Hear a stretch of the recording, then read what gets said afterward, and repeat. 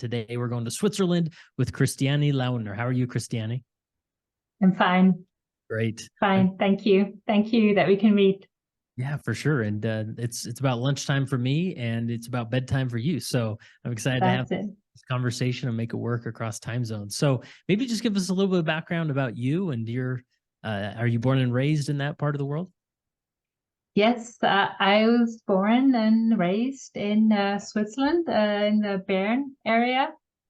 And yeah, I lived here all my life. My father is Swiss. My mother, though, is Canadian. But she moved here when my parents got married. Nice. Awesome. And then how would you describe the church in your part of the world? I guess compared to like your part of the world or other growing parts of the world, it's always been more of a modest number. Like the saints in Switzerland are somewhere around, I guess, between 9 and 10,000. We have one temple, but very important one. Yeah. There are 5 stakes. They're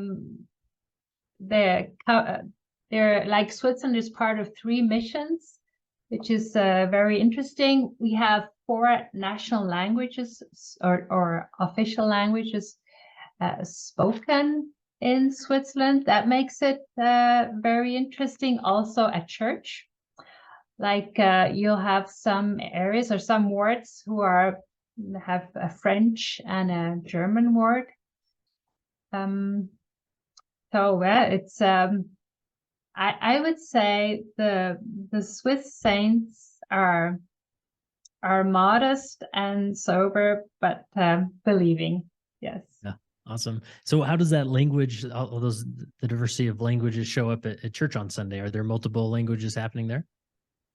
Yes, there are like in the stake I am. We have, for example, in some wards there are several also Spanish-speaking members. So they try to accommodate that and have like Spanish Sunday school and yeah, just for those members. And in other wards where they're, like I said, in Biel, that's the ward where my mother goes to. That's always been bilingual. So there have always over the years been a French ward and a German ward, and they kind of meet on Sundays. They alternate. One year it's first the French ward and then the German ward, and then the other year it changes again. Wow. So I guess, and of course we have lots of expats also, maybe not as much as we used to have, English speaking members who work in Switzerland. And so in some wards, there are also English speaking Sunday schools or meetings. Yeah. Mm-hmm. Yeah. And then you've been is it a 2-time Relief Society president? Yes. I've changed mistakes that 3 times. I grew up in the Bern stake when it still was a district, and then I moved to the Zurich stake after my mission because I was working in Zurich for over a while, and then the Zurich stake was parted, and then we had a St. Gallen stake. That's where I was. That's my first round of Relief Society president. And then we moved back to the Bern stake 10 years ago. And now for 2.5 years, I've been Relief Society president. Yeah. And so then it's my second round. Yeah. So how many, or what languages do you speak? Well, German. Okay. And then some French and English. Yeah. Right. And so on church on Sunday, generally it's German, what you're going to hear in the hallways and things, right? Yes, yes. In our parts of Switzerland, yes, it could be German, Swiss German. So tell us about, just starting in that role, maybe most specifically the second time. What concerns came to your mind as you were beginning that? I mean, what obstacles were you faced with first? Well, I was surprised. I didn't think I would be asked a second time to fulfill that calling. And I think what was the most important part of being called is I really want to make sure that the state presidency was inspired, I guess. That was really important to me. And I only found out much later that the state president actually didn't knew that I had had a first round in that calling. And he said, if I would have known, I don't know. So for Okay. me, Yeah. that's why it was so important. So are you the And stake relief study president? Maybe I missed some. yeah, Oh, okay. yeah. I missed that detail. Okay. So I'm you're sorry. and this is your second time as the stake relief study Yeah. president? Oh, wow. Yes. Okay. And Yeah. have you ever been a ward relief study president? Yes. Okay. Yeah. Yeah. Gotcha. I guess in Switzerland, how should I say? If you take church serious, I guess you'll have all the callings once in your life. So Yeah. I've been in the primary presidency. I've been twice in the young women's presidency, and once as a ward relief society president, and now twice besides other callings. Yeah. Yeah. Yeah, for sure. So how many wards are in your stake then? To begin, we had 8 units, and then they had to close one. And so now it's 7. Actually, it's very modest. It's not, like, it's still some distances I have to travel, like between 1.5 hours and a half an hour to the next ward. Yeah. And then what does that routine typically look like? How do you decide what ward to visit? And then what do you do when you visit there?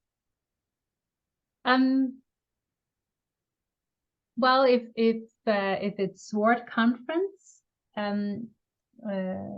we visit all the wards and branches together with the state presidency. Mm-hmm. And I'm also invited to be part of the meeting, how should I say, before the conference starts. So we get together, and I really appreciate that. We get together with the ward leadership, the bishopric or branch presidency, and the elders quorum and relief society president. So that helps me every time to kind of get to know what's happening in the ward. And you kind of get a feel for the dynamic in the ward, and especially also for the communication between bishop and relief society.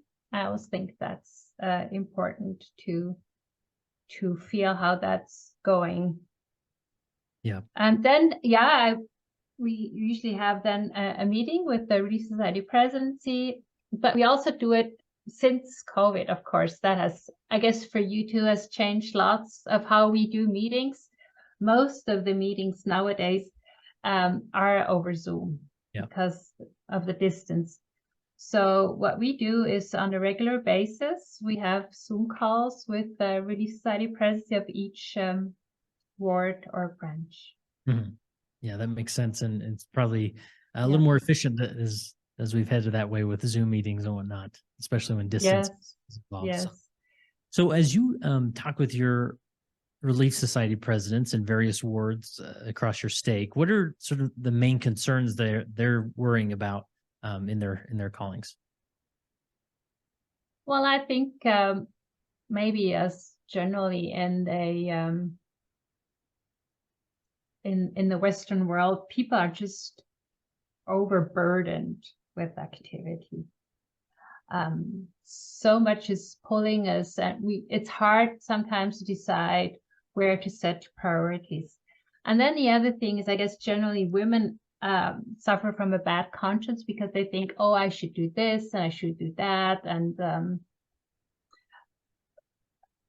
they kind of feel responsible for very often for the welfare of a whole ward and how things are developing or when problems arise. And I think one of the problems that I realize now that wasn't there in my first presidency round 10 years ago is that the problems, especially with the young members, with the youth.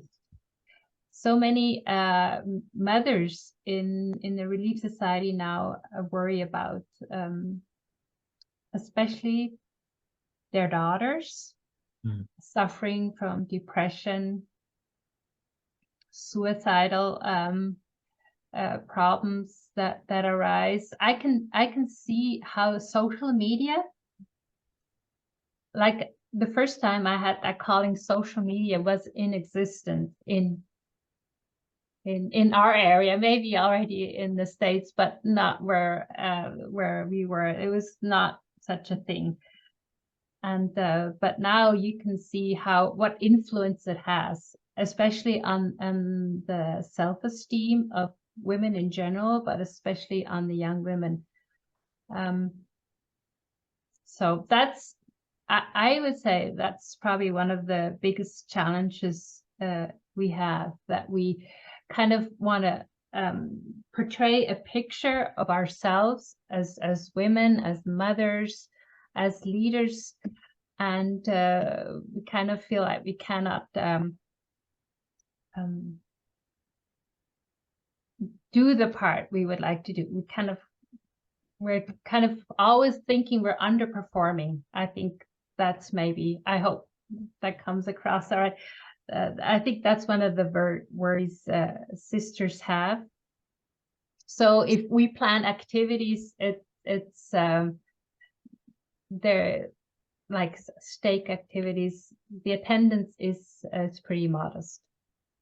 Yeah, and you know that I guess I shouldn't be too surprised. I mean, I think if you were asked a stake relief society president or ward relief society president here in the United States, they would probably answer with something similar. You know, people are worried about mental health, they're worried about their children, you know, and just the world we live in with social media and all this. It just seems like it's coming from every angle, that the attack. It is. So yeah. So let's just focus in on like your role when you think of like specific principles that have served you well, or things that you keep coming back to as you strive to be an effective leader. What are one of those principles? I think for myself, it's always been conversion. I think the need. I'm sorry, I put on glasses, otherwise I can't read. What the prophet said in his the plea to my sisters. I don't know if that was in 2000, I think 2015 general conference, and where he says, he also quotes Spencer W. Kimball, and the prophet says, "My dear sisters, nothing is more crucial to your eternal life than your own conversion. It is converted, covenant-keeping women who stand out in a deteriorating world." So for me, that is actually central, that women understand that conversion. And I think conversion has lots to do with if you're willing to make and keep covenants and understand them. And that will lead to the next point, that the prophet has told the women to understand the oath and the covenant of the priesthood. And I think too many women in our church don't understand the power and authority they have through the priesthood. And that's actually my focus. I would like to have, because I can see it in my own life, how important or crucial conversion has been.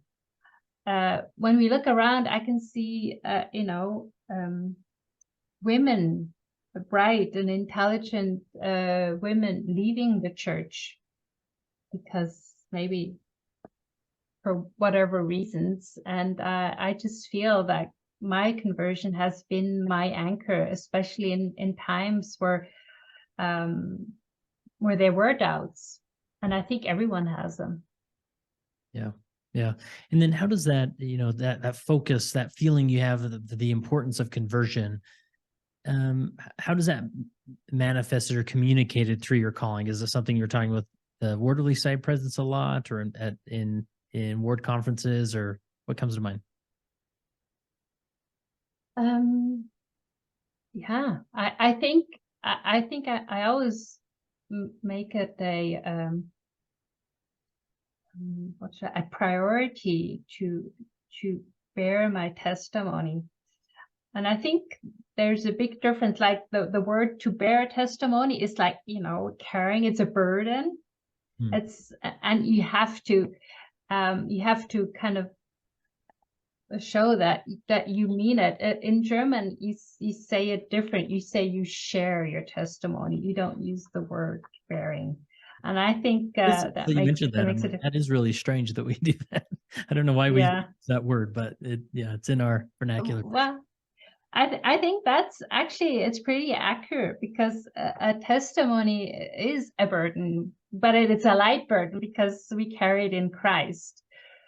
And to me, I think bearing my testimony, especially about covenants and keeping covenants and how it can transform us into women of God. And then I just also, which is not always easy, I would like the women to follow the call of the prophet, who said that we need to step forward. We need to be heard. So I guess I make sure that I participate in all the councils, and if also in meetings with the stake presidency, in state councils, or wherever I am, and if I'm asked, or if there's a chance where I can bring in my perspective, my counsel, my inspiration, then I will make a point of doing it. Yeah. Is it sometimes difficult for you to step forward in those meetings, those council meetings? Huh? What? Yeah. Tell me about that. Like one of the, I was stepping forward and saying to my stake president, besides visiting the wards on ward conferences, I would like to visit each ward during the year and give a talk, like 15 minutes, in fulfillment of my calling, as I see it, as Emma also received it in DNC 25, that I will read the scriptures, interpret them, and teach the members about it. And I also always make the scriptures and the teachings of God and of the prophets central in my talks. And I would like the members to hear the voice of women. It's not me, it's my calling. But I think the stake president and we haven't kind of found the pattern yet that fits. We were just discussing the new handbook of the church. I mean, they're doing some changes, and it says in there that the stake president can decide on who he sends forth to teach and give talks. So it's actually in his responsibility, or in his ability to do that. He doesn't want to make a rule out of it. So that's another big change. Like in the stake before, where I was serving as Relief Society president, the stake president was just so glad that I took the initiative. Whatever I wanted to do, and whichever initiative I brought forth, he said, go ahead and do it. He was just glad that I was putting in all this effort.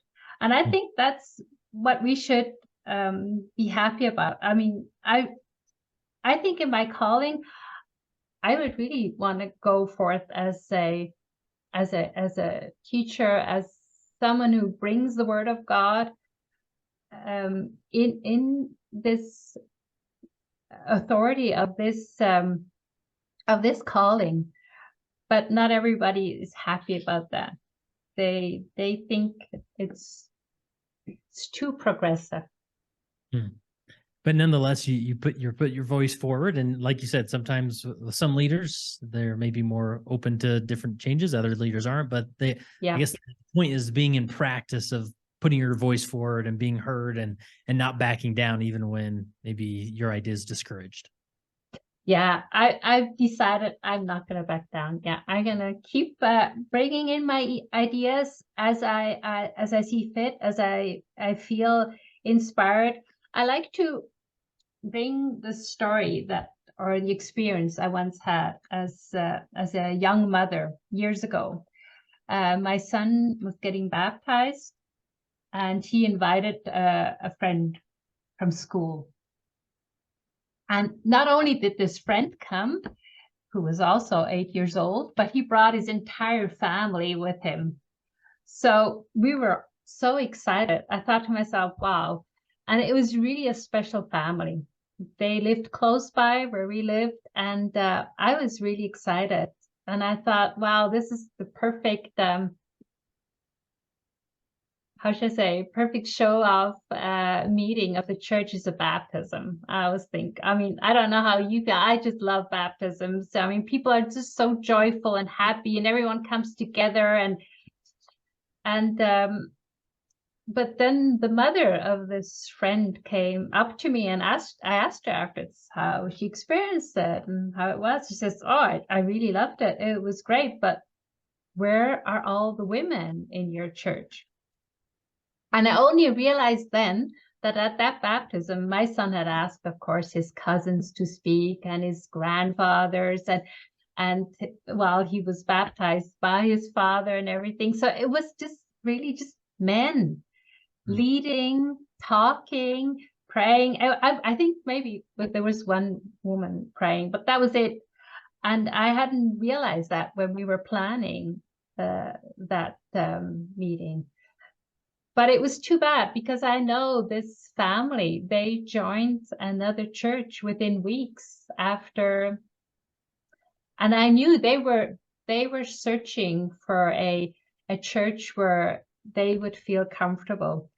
And it was a lesson to me that we cannot just expect people to know that women are special in our church. They have to be visible. But not everyone feels the same. I would like the Relief Society presidents in each board to be seen during sacrament meeting, to be seen as the leaders of that board, to sit up front. Some do it, and they've had really great experiences. They've really also received a testimony on how important it is, because not only are they seen, but they see the members, which for a long time they didn't realize. You know, when someone had problems, you can see so much just sitting up front. I'm sure you have that experience as well. Yeah. Just sitting up front and seeing who's coming, who's going, who's not there, who's maybe a bit stressed or whatever it is. And so I think it's important for the Relief Society also to notice these dynamics of a ward. But I would say how would I say? Some people think it's a good idea, some members, and they support the idea, and others are not happy at all about it, I think. Yeah.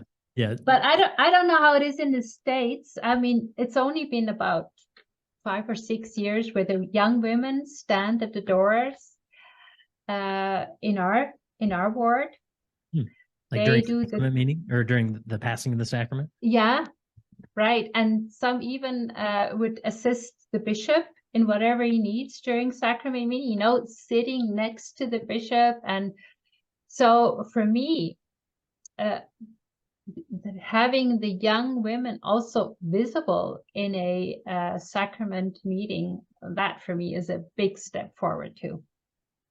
And for the young women also to realize that they have responsibilities, not only just being there, but being part of the meeting, contributing by being at the door or being the assistant to the bishop and you know, whatever needs to be done. Yeah.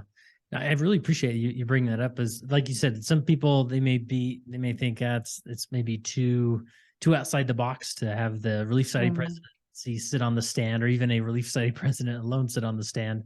But I think mm, it's important to recognize, and every bishop or bishopric knows this, of the value of being able to peer into the eyes of those attending yes, sacrament meeting, and or kind of yes, seeing who's there, who's not, who's yes, just gauging the from the look on their face. Wow, I mean, they seem like they're going through something. I'm going to reach out or whatnot. And so, uh, regardless of if you actually implement something that gives the Leaf Side president the same experience, just processing and taking this question to God as a bishopric or as a ward mm, council of how can we make the women more visible in our church routines and experiences and meetings and whatever it is, so that mhm, those visiting that can pick up on those cues, right? That because if you're yes, visiting one of our churches, you probably don't realize that there's a whole organization for women that they meet mhm, together, and it's a beautiful yeah. thing. But you sort of need some visual cues or some type of cues to really make sure they get a better idea of that experience, right? Yes. Well, to me, it's, I go to the temple, and for me, the balance there is much more visible. Wherever I move to, if it is in an endowment room or if it is just entering, you have this balance of a visual. You see men and women serving together. Mm. And sometimes I miss that in our meeting rooms just, in a regular church. So I think we can do more. We Yeah. can do more. That's So, worth considering. And again, we don't have the 5-point plan that's going to solve every ward's issue with this or yeah. whatnot, but it's a question worth taking to God and pondering over to see how it can be done. Yes. Yes. Yes. Oh, awesome. Well, to me, it's been, and especially we had area authority Elder Tarse from Germany Uh-huh. visit us in May this year for state conference, and to me that was also a pivotal moment. I don't know if the church in the U.S. is so much aware, but for many years now, this is my experience. We always kind of feel like, yeah, we're just there. They come and visit us and say Switzerland is beautiful, but we know that we're just not really that important for the Mm. growth of the church or the stability of the church or whatever it is. It's kind of like they're just kind of entertaining us and happy we're there. But to have a area authority come and say, I'm paraphrasing here, that we are the motor in Europe, and because of the temple and how important this is for the growth of the church. And maybe our growth is a bit different. I can see in the statistics that, up to, I would say, the end of the 50s, many of the members in Switzerland, they emigrated to the US. Well, more specific, of course, to Utah. Yeah. And then my father-in-law was one of the first ones. He was living in the US when general authority came up to him and say he has to go back to Switzerland and build up the church there. And he then became the first stake president. And then you can see between the 50s and the 60s, the church made almost double in membership because, of course, we could retain the members here. And ever since then, we've been trying to catch up with the growth we had before, but everyone leaving, of course, it was really hard. So, Yeah. and we have some really great pioneer families, and with that came the building of the temple in Switzerland. And I think not many members, not even in Switzerland, are aware of how pivotal that moment was also for the growth in Europe, because Switzerland was, for 3 years, it was the only temple in Europe. And all the members came from all over the countries, came to Switzerland. It was quite a sacrifice they made to come here. But I think that sacrifice, that willingness to travel for a covenant with God, I mean, what kind of a blessing is this? Also, I can see it from my parents. They were sealed in the Swiss temple. It's just beyond words. I think we don't even understand how much that really I would say directs our life. And that's actually the kernel, or I would say the pearl of my testimony is the temple and the privileges and the covenants and the blessings that go with it. Yeah. Yeah, that heritage is so important. And I think on both sides of the globe, we're always grappling with that of trying to remember the sacrifice of where we come from. Because now,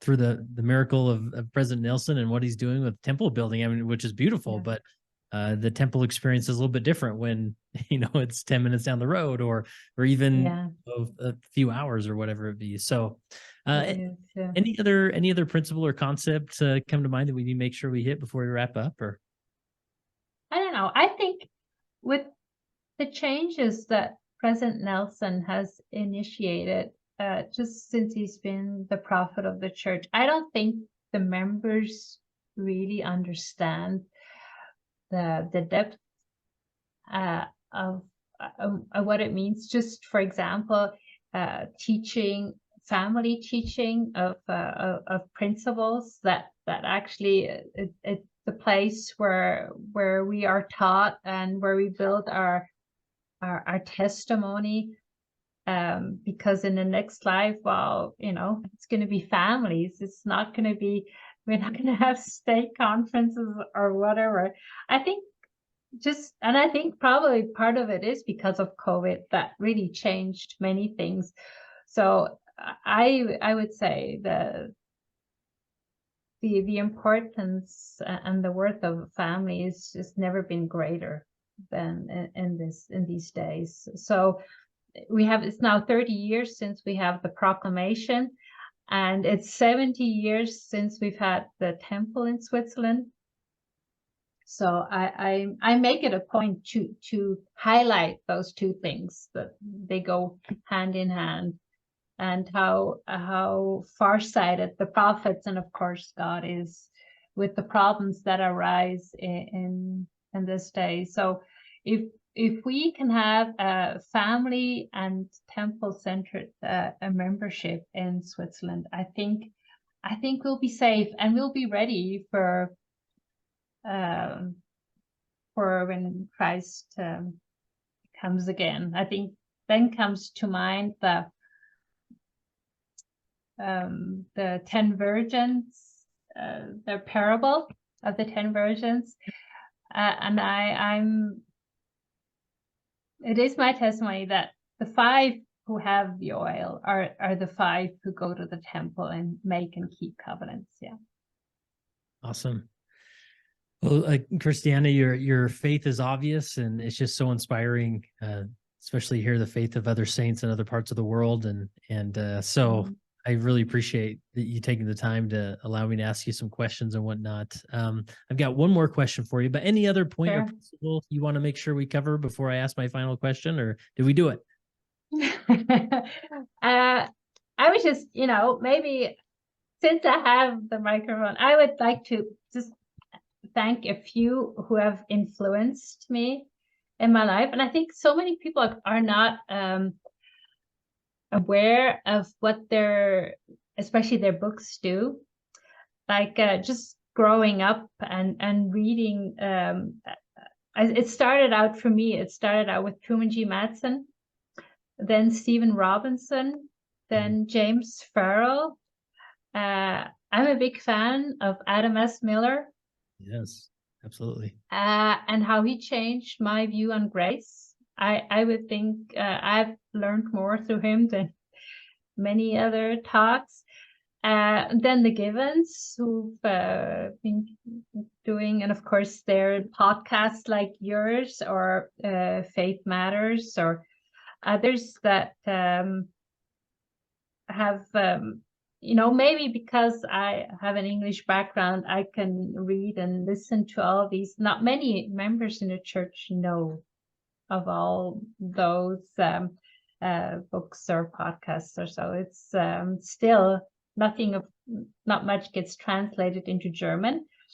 My sister and I want to translate or have Adam S. Miller translate one of his books, A Letter to a Young Mormon, because I think it's so important for the rising generation to understand.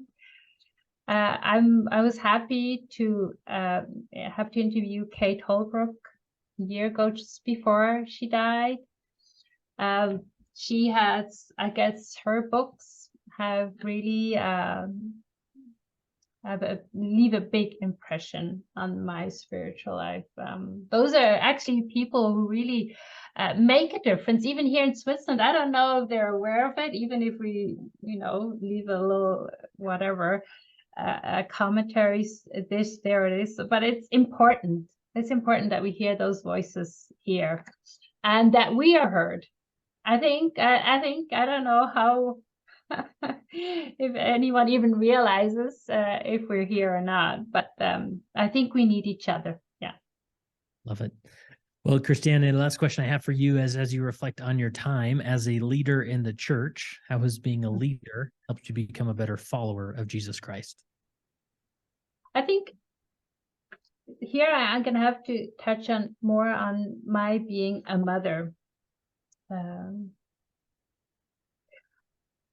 I have my youngest son is severely handicapped, and it's been a really big challenge now for 24 years. And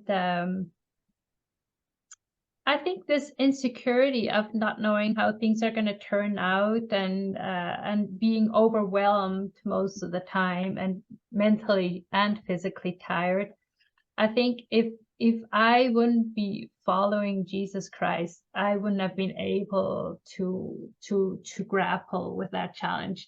Mostly because those challenges go unseen and unknown to most of the people.